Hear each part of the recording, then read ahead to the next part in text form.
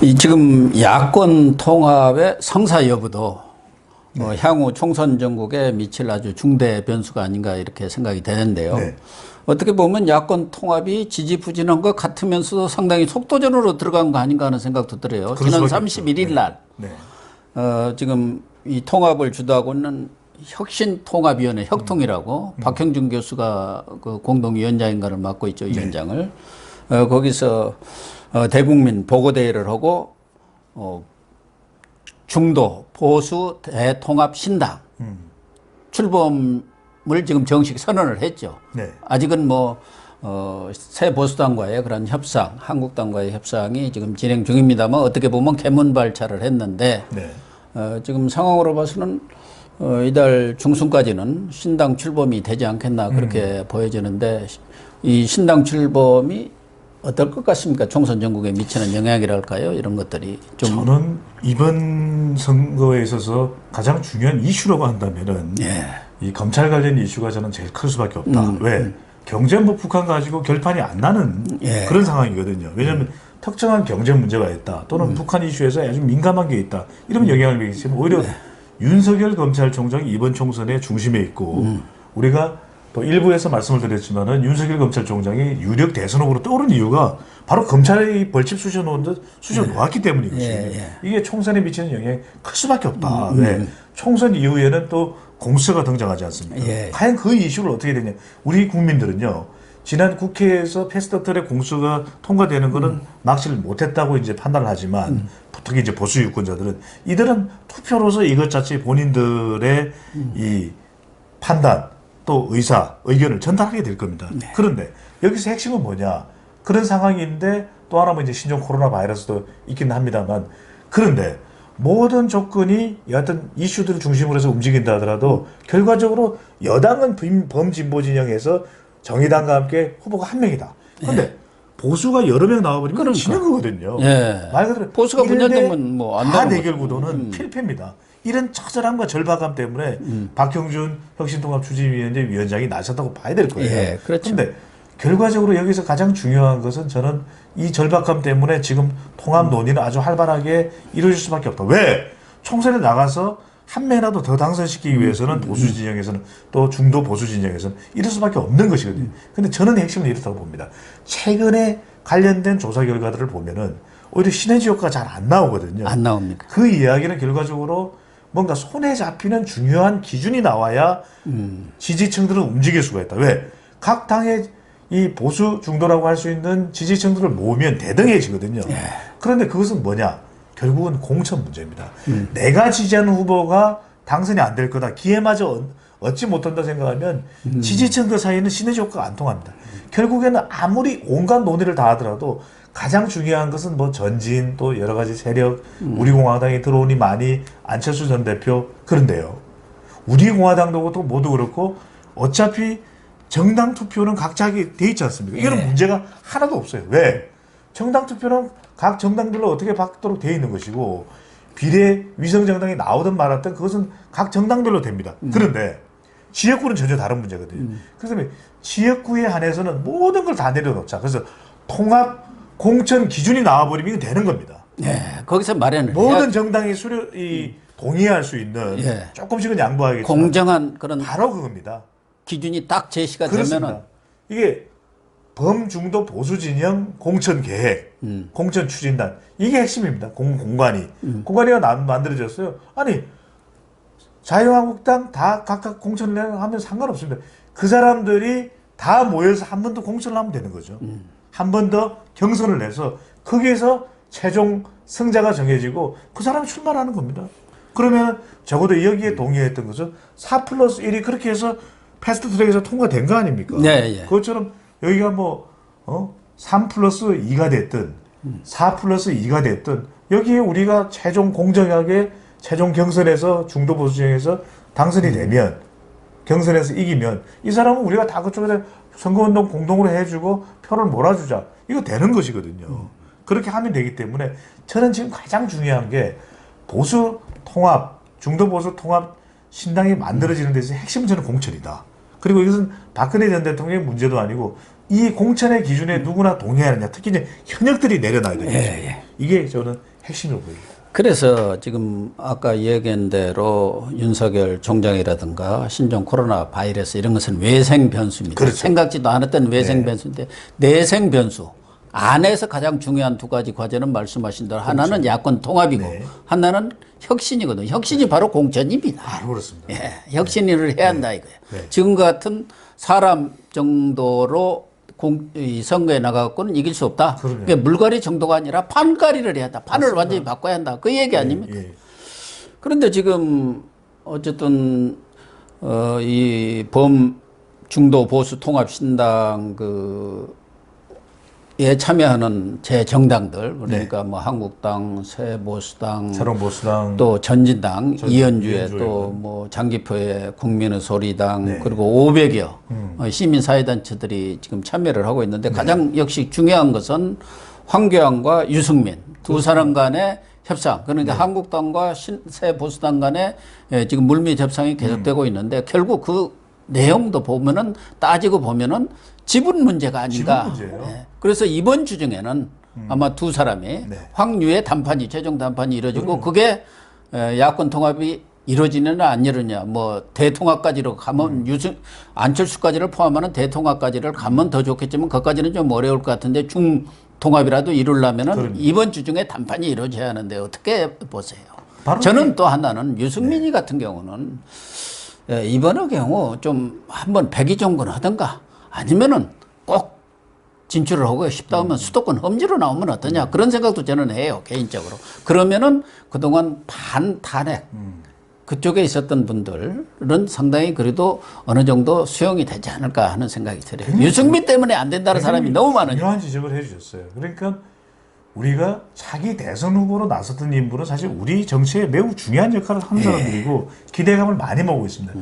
자기 스스로의 영향력과 경쟁력을 확장한다는 것은 결국 선거에서 모습을 보여줘야 되거든요. 우리가 암만 박근혜 전 대통령에 대해서 비난하더라도 과거 선거에서 보여줬던 영향력은 대단하지 않았습니까? 인정할 건 인정을 하자고요. 그렇다면 문재인 대통령도 마찬가지로 정치적인 영향력을 키워갔던 것도 사실이지 않습니까? 마찬가지로 유승민 의원도 본인의 이 중요 정치 인물, 차기 대선 후보에 나갈 정도의 또는 그 이상의 인물로서 자리매김하려면 과연 지지층들은 뭘 원할까? 말 그대로 전국적인 정치인이 되기를 원하고 있거든요. 그럼요. 그냥 대구, 동구, 을에 머물러 있는 정치는 원하지 않아요. 그거는 자기 아버지한테부터 물려받은 지역구 아닙니까? 그냥 그저 하다시피 한 지역구예요. 오죽했으면 한 예비 후보는 유승민 의원을 저격하기 위해서 내가 출마한다는 이야기를 하겠습니까? 항상 말씀드리지만 정치인들은 누군가로부터 이게 뼈에 사무치는 원한을 품게 만드는 거 좋지 않습니다. 그 이야기는 뭐냐?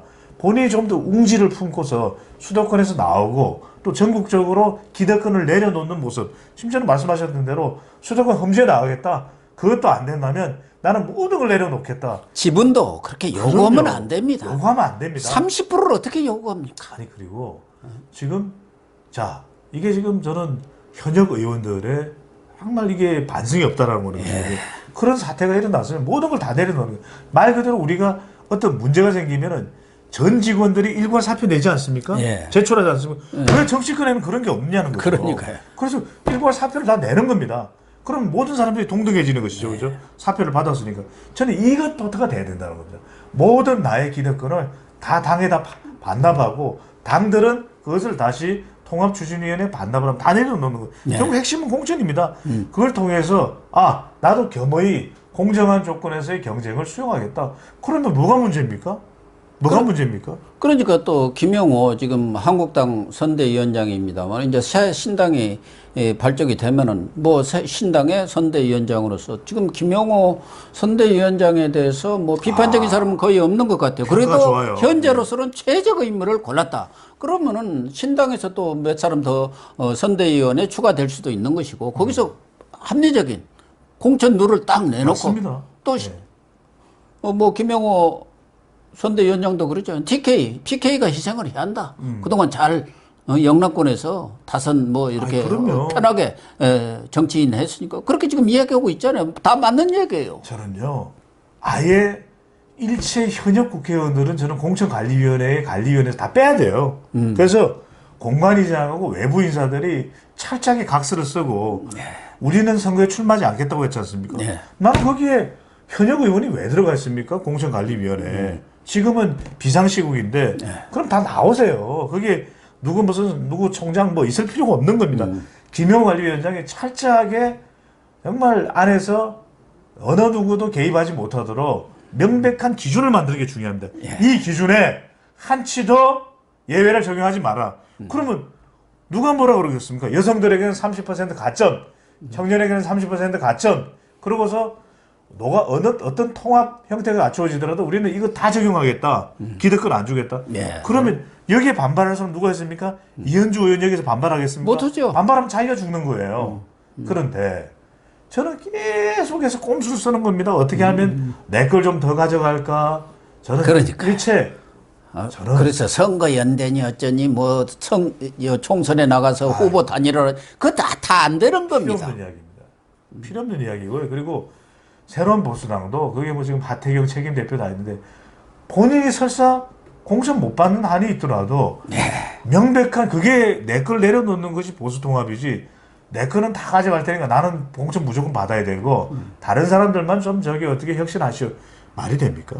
그러니까 새 보수당도 자기들 현역들은 다 받고 한국당은 다 물갈이 하라고 나가면은 그 사람들은 당을 탈당해갖고 나간 사람들인데 있는 사람들은 가만히 있겠습니까? 설득력이 없거든. 다 내려놓고 전부 다 공관위한테 내려놔야죠. 맡기면 되는 그럼요. 거예요. 거기서 기준에 따라서 누가 보다도 공정하고 객관적인 기준에 따라서 칠 사람은 치고 뭐 공천을 줄 사람은 주고 그러면 되는 거 아니겠어요? 말씀하신 대로 김용우 공천관리위원장에 대한 국민적 신임이 상당히 높은 편 아닙니까? 국회의장을 지내신 분이에요. 그래서 이번에 총선을 국회의장 대 국회의장의 대결이라고 이야기하는 사람이 많습니다. 그리고 그분은 정세균 국회의장하고도 깨끗이 물러나서 그럼요. 그러고 있어요. 뭐 어디 총리로 간다든가 대통령 밑으로 그런 거 안 했잖아요. 없죠.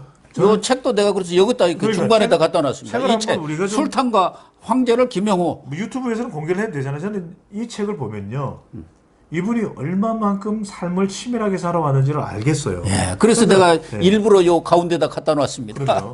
예. 그러니까 이 이야기는 뭐냐면 여기에서도 그 술탄과 황제 여기에서 그 피비린내 나는 정치적 싸움 아니겠습니까? 동로마 제국이 거기서 이제 그럼요. 무너진 것이죠. 오스만 투르크 나온. 예. 그래서 저는 김영호 관리위원장이 이 정도 신임을 받으면 통합관리위원장으로 추대를 해서 이제는 철저하게 공천을 통해서 보수통합을 이야기해야지 계속 뭐 생산성도 없는 이야기를 했다 말았다 그건 아닐 걸로 보입니다.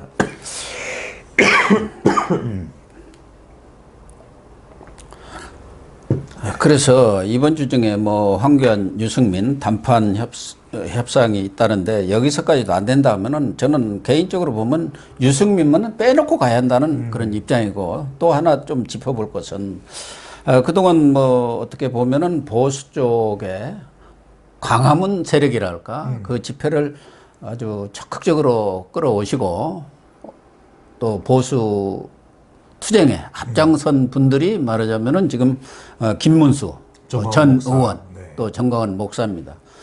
이분들도 사실은 보수 대통합에 보수 중도 대통합에 참여를 하는 게 저는 마땅하고 바람직한 일 아닌가 하는데 어떤 이유로 그런지는 모르겠지만 내 자세한 내막은 모르겠어요. 근데 지난달 31일 엊그제죠. 자유통일당으로 이렇게 새 정당을 만들어서 출범을 했는데 이건 또 어떻게 보나요? 우리 배 대표님. 저는 두 가지로 봅니다. 두 가지로 보는 것은 결과적으로는 보수 재건의 3원칙이라고 이야기를 했지 않습니까? 탄핵의 강을 건너야 된다. 또는 개혁 보수의 길을 걸어가야 된다. 또는 새 텐트를 만들어야 된다. 여기에 공감도가 떨어지는 겁니다. 그러니까 말 그대로 앞서 이제 고박사께서도 고사님께서도 지적을 하셨듯이 다 내려놓은 상태면 이들이 또 합류가 가능했을 겁니다. 그런데 보니까 실제 그걸 다 내려놓지 못하는 거예요. 그래서 김문수 전 지사나 정광훈 목사를 볼 때도 그냥 우리끼리 좀 더 우리는 우익적 성향이 강하기 때문에 애국적 이른바 태국기 애국적 성격이 강하기 때문에 우리는 그 길로 가겠다. 이렇게 또 저는 선언을 한 것. 그렇게 또 볼 수도 있겠는데 한편으로는 또 저는 이렇게 봅니다. 왜냐하면 당장 이렇게 합류하기가 쉽지 않을 만큼 지금은 조금 외곽에 있다가 뭔가 통합이 실체가 나오면 그때 가서 우리가 좀 힘을 실어줄 수도 있지 않을까. 저는 그래서 완전히 등 돌린 사이라기보다는 왜냐하면 정강훈 목사와 황교안 대표의 관계 또 김문수 전 지사의 경우에는 황교안 대표가 뭐 삭발 단식할 때 옆에서 자기가 이 동조 단식 또 동조 삭발까지 할 정도였지 않습니까? 예. 그렇기 때문에 그 마음 자체가 완전히 자유한국당과 멀어져 있다고 보기는 힘든 것 같아요. 그렇지만 지금 어떤 모습, 그러니까 새로운 보수당과의 지분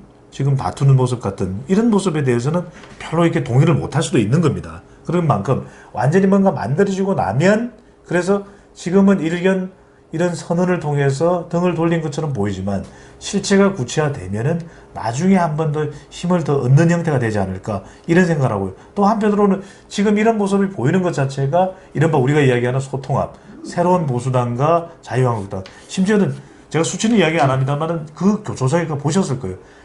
자유한국당과 새 보수당이 합한다고 그랬더니 지지율이 오히려 올라가지 못하는 조사 결과가 있었거든요. 그 이야기는 뭐냐면 지금 뭔가 새로운 보수당과의 이 만남, 결합에 대해서 적잖이 이 맞닿지 않은 이 세력과 주장이 있다라는 겁니다. 그다음 그것 자체까지도 안고 가야 되는 숙제가 남아 있는 것이거든요. 과연 그 숙제를 어떻게 할 것인가? 앞서 우리 고 박사께서도 말씀 주셨습니다만은 차라리 새로운 보수당을 제외하고 가는 것이 맞느냐? 그러니까 지금 안철수 전 대표가 합류하지 못하는 이유도 몇 개 보면 자기가 지금 장당 이 보수 쪽에 몸을 담았다는 그동안의 중도 영향력을 완전히 상실할 수도 있거든요. 그런데 인간적으로는 유승민 의원이 합류하기 때문에 합류를 못하는 눈치도 있어 보여요. 왜냐하면 그만큼 두 사람이 좀 더 케미가 좋았다면 아니 브라더 사이였다면 네. 아니 내가 저기 가는데 같이 가요 이랬을 거 아닙니까? 그러니까 그런 모습이 안 나온다라는 것은 뭔가 지금 통합에서도 내가 괜히 덜러리만 설 수 있다라고 하는 그런 인상도 받고 있는 것이기 때문에 생각도 있어 보이기 때문에 저는 조금 더 지켜보고 사실 이 열세를 푸는 데 있어서 다른 사람의 역할도 중요하지만 유승민 의원의 아주 대성적 판단 그리고 네. 새로운 보수당 역시 자유한국당과 마찬가지입니다. 한쪽만 일방적인 게 아닌 이 기득권을 내려놓는 태도, 결정, 또 결단이 반드시 필요해 보입니다. 뭐 새 보수당이라고 합니다만은 유승민 의원의 어떻게 보면 정치적 욕심, 유승민 한 사람이에요. 그래서 자기 집을 갖고 대선으로 나가야겠다. 지금 뭐 한국당으로 자기 지분이 확실히 없이 들어갔다가는 거기에 함몰될 우려가 있다. 이런 정치적 계산, 어떻게 보면 정치공학적 계산 때문에 이런 일이 벌어지고 있는데 그렇다고 하더라도 지금 자유통일당이라든가 우리 이쪽에서도 배 대표님 말씀대로 나중에 그 통합에 참여를 하면은 바람직합니다만은 궁극적으로 보면은 어떤 섭섭한 부분이 많이 있을 거예요. 그러나 그걸 따져본 건 소리에 불과한 거예요. 작은 이해관계 또 작은 차이고 대의에 따라가야 한다. 대의가 뭐냐? 말하자면 지금 4월 총선에서 이기는 게 대의입니다. 이기고 나서 봐야지.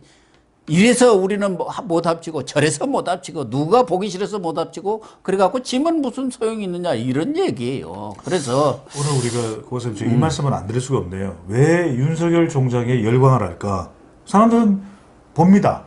그런데 현 정부에서 발탁이 됐고 현 정부의 눈치만 보면 본인에겐 더 영화가 보장되는 거 아니겠습니까? 그렇죠. 이제 뭐 법무부 장관까지도 금방 갈 수 있는 거예요. 잘하면 나중에 무슨 모르겠으면 더 높은 총리까지도 할 수 있어요. 그런데 왜 이 정부와 충돌하는 모습을 왜 보입니까? 본인이 가지고 있는 그 가치를 유지하겠다는 겁니다. 그리고 허리 굽히지 않잖아요. 그 모습이 사람들로 하여금 정신도 아닙니다. 네. 왜 차기 대선 후보로서 우린 윤석열이 대통령이 됐으면 좋겠어요 하는 국민들이 그렇게 많은 이유는 바로 그 진정성과 가치와 타협하지 않는 모습이거든요. 그런데 아니 차기 대선 후보 감으로 벌써 이미 대선 본선까지 지난 대선에 출마했던 인물이 어떻게 해야 본인이 대선 후보로서 더 영향력이 커지고 지지율이 올라가는 걸 모른다? 전 모르는 것 같아요. 마지막으로 지금 안철수 전 의원이 바른미래당을 지금 탈당을 했지 않습니까? 손학규 대표의 뭐랄까 뭐 버티기에 밀려가지고 정치 복귀하자마자 탈당을 했고 지금 정치 한 10여 년 하는 사이에 이제 새 신당을 만든다요. 그러면 네 번째 당을 그렇죠. 만들었다 깼다 네, 하는데 오늘 그러니까 일요일 오늘 오후에 뭐 신당의 방향이라든가 뭐 이런 정강 정책 같이 뭐 새로운 어떤 추구하는 목표 뭐 이런 것들을 제시를 한다는데 기본적으로 이제 실용적 중도 신당을 만든다는 거 아니겠습니까? 네. 그런데 안철수의 어떤 기대치랄까 이런 것은 이미 다 바닥이 난 거 아닌가요? 신당이 되겠습니까? 시간이 많이 남지 않았습니다. 예. 결과적으로는 안 전 대표가 이제는 뭐 10여 년이 시간이 흘렀지 않습니까? 예. 국민들에게 무릎팍도사다 이렇게 대중들에게 친숙한 이 바이러스 잡는 의사가 이 부각됐던 바로 그때가 이 대중적인 인기가 폭발했던 시기였거든요. 네, 예. 그런데 중요한 것은 그때 이야기가 나왔던 것이 결과적으로 나는 기존 정치와 타협하자 중도예요, 말 그대로. 중도. 근데 그 중도의 길 자체가 국민들에게는 새 정치로 인식이 됐던 겁니다. 그렇기 때문에 국민들은 열광했던 것이고요. 그만큼 국민적인 수요는 있었던 겁니다. 예. 아, 제발 나왔으면. 그게 심지어는 2016년에 반사이익을 얻었던 거죠, 국민의당. 그런데 정말 잘 지적을 해주셨는데 뭐냐? 손에 잡혀야 됩니다. 예. 오죽하면 한 프로그램의 이름이 손에 잡히는 경제예요. 예. 경제도 우리가요, 손에 잡히지 않는 경제, 철학만 가지고 이야기를 해봐야 말짱도루묵입니다. 정말 중요한 거는 안철수 전 대표의 시간은 많이 남아있지 않습니다. 핵심적인 것은 얼마만큼 사람들에게 손에 잡히게 중도 정책을 이야기하느냐. 기존 정당과의 차별화를 손에 잡히도록 사람들의 이해가 되게끔 만드는 그 발표가 이루어져야 된다. 그게 없다면 또 뜬구름 잡는 또는 구체적이지가 않은 또는 무엇을 하려고 하는지를 이해할 수가 없는 것이 되면 그는 새 정치가 아니라 뭐가 되겠습니까?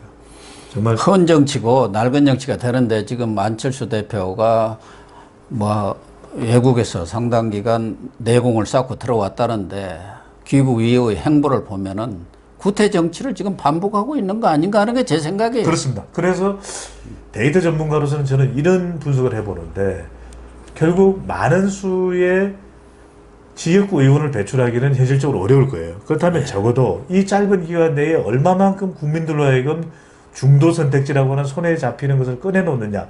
정당 투표에서 한 10% 정도는 확보하지 못한다면 총선 이후에 상당히 어려운 길을 가지 않을까라는 생각을 해봅니다. 네, 시청자 여러분, 총선을 앞두고 정말 각 당의 움직임들이 여동을 치고 있습니다. 그러나 야권의 경우 제가 뭐 거듭 주장한 대로 두 가지.